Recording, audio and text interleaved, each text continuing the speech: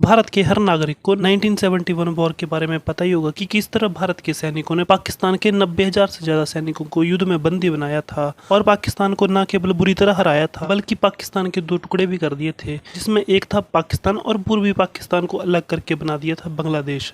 लेकिन हम उस समय की एक इंटरेस्टिंग स्टोरी पर आज बात करेंगे।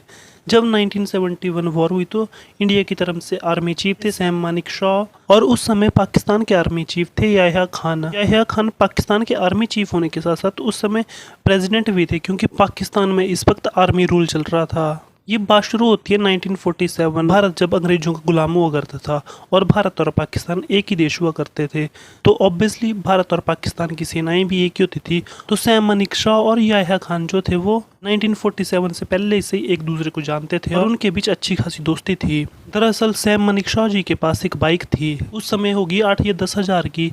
ये बात हो रही है 1947 के टाइम की, जब 8 या 10 हज़ार बहुत ज़्यादा होता था। वो बाइक याह्या खान को भी पसंद थी। फिर जब पाकिस्तान अलग देश बना और याह्या खान पाकिस्तान की आर्मी में जाने के लिए पाकिस्तान गए, तो याह्या खान ने उनसे उनकी बाइक मांग ली और कहा कि मेरे पास इतने पैसे नहीं है कि मैं बाइक खरीद सकूं। तो सैम मलिक जी ने कहा कि जितने पैसे आए उतने दे दे।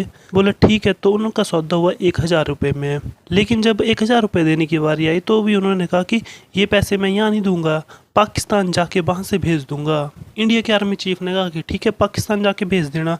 लेकिन जैसे ही याह्या खान पाकिस्तान पहुंचे, उन्होंने पैसे देने का नाम तक नहीं लिया। उन्होंने उस टाइम सोचा होगा कि पाकिस्तान कौन आएगा, पाकिस्तान थोड़ी आएगा कोई पैसे लेने। लेकिन फिर 1971 वॉर में जैसे ही भारत ने पाकिस्तान को हराया, जिसके बाद सैम मानेकशॉ जी ने प्रेस कॉन्फ्रेंस में एक जवाब देते हुए कहा, सवाल शायद कुछ ऐसा था कि आपको पाकिस्तान पर विजय हासिल करके कैसा लग रहा है, या आपने पाकिस्तान पर विजय हासिल करके क्या करना था, ऐसा कोई सवाल पूछा गया उनसे। तो उस सवाल के जवाब में मानेकशॉ जी ने कहा कि पाकिस्तान के आर्मी चीफ जो थे उस समय 1947 में मेरी बाइक लेके गए थे और उन्होंने 1,000 रुपया आज तक मेरे को नहीं लौटाया है, जिसके बदले में मैंने आज उनसे उनका आधा देश छीन लिया।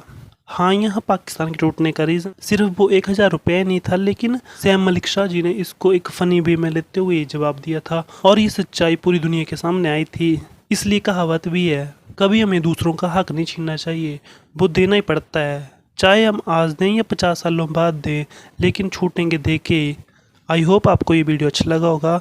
वीडियो देखने के लिए धन्यवाद।